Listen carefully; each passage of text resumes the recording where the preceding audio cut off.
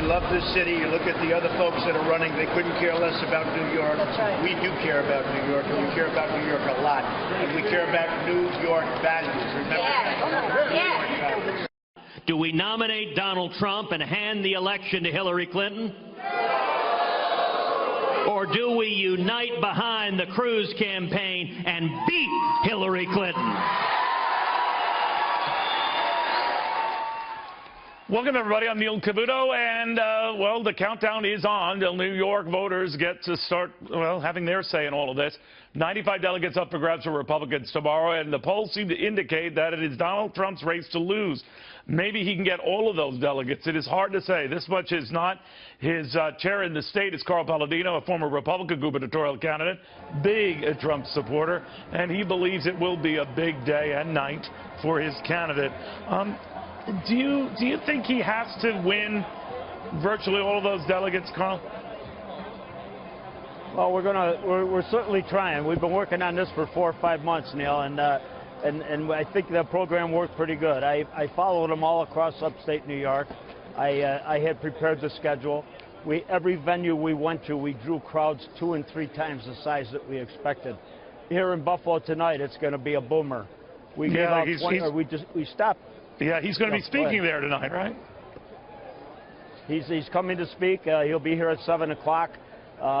We distributed around 28,000 tickets before we had to cut it off, and it's going to be a booming crowd, and they're very much waiting to be engaged with Donald Trump. You know, before having you on, I was caught by your comments where you said this dust-up with the Republican Party establishment, for lack of a better word, that you said that if they try to steal this election and give it to one of their cronies, all right, the people will be very, very upset. They are not going to show up at election time, that's for sure. Are you saying that you would rather people sit on their hands and vote for whoever the nominee is if it's not Donald Trump? If it's not the people's choice, then these Republican leaders should be they should be driven from the party, and the only way to do that is to stay home and put the Republican Party to bed once and forever. They don't own it. It's not theirs. It belongs to the people. They have no choice. If they fool around with Rule 40B, it's wrong. We all know that. The people know that. And their reaction I can't predict. Neither can anybody else that I know. We don't know what the reaction of the public's going to be, but certainly I'll be asking people to stay home if they try to put their establishment candidate in there. 80% of the people right now are supporting the outsider candidates. To take that away from them would be a terrible, terrible thing, and a terrible injustice, immoral, Carl, unethical. 80% of the people are not supporting Donald Trump. I mean, he has gotten more delegates as a share of vote than he's gotten the vote. Now, if he doesn't get to that 1237, he doesn't get there, and he might. I know you're confident he will before the convention. He just might do that. But it sounds to me that if he doesn't get it, comes close, you think he's been robbed in some way.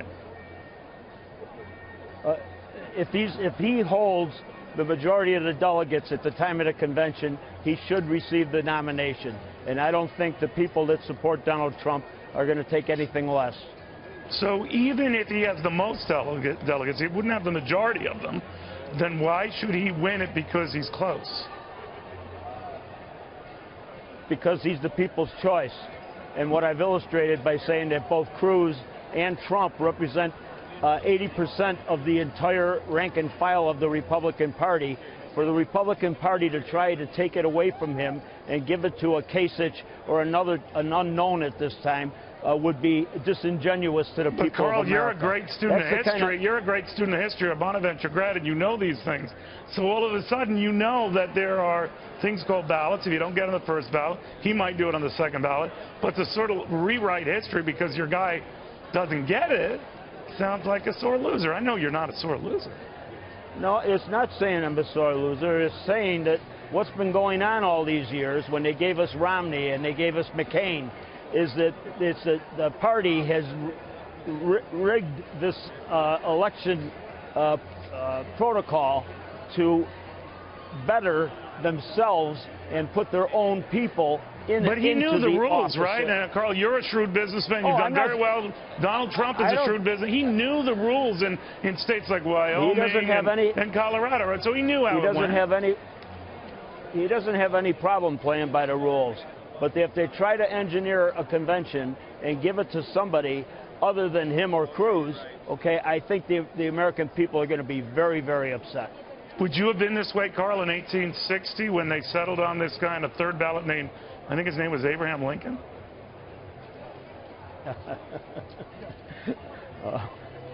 Abraham Lincoln is somewhat set apart from all the rest of this. All right, then I'll go 20 years later. I'll go 20 years, James Garfield, 1880. Almost 40 ballots before they got to him. And he won. Yep. I can't speak to the past. I'm speaking to the present.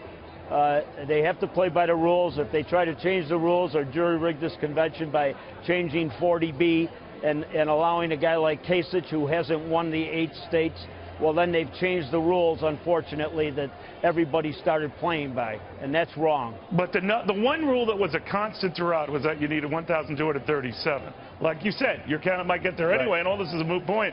But you seem to be saying if he doesn't get there and he's close, give it to him anyway. By that math, we'd have never had Lincoln. We'd have never had Garfield. Well, that's where the true leaders step up. Right. A good leader is going to recognize what the people want, okay, and ensure that the candidate is who the people want. All right, Carl, it's always good talking to you, my friend. Thank you very, very much. All right.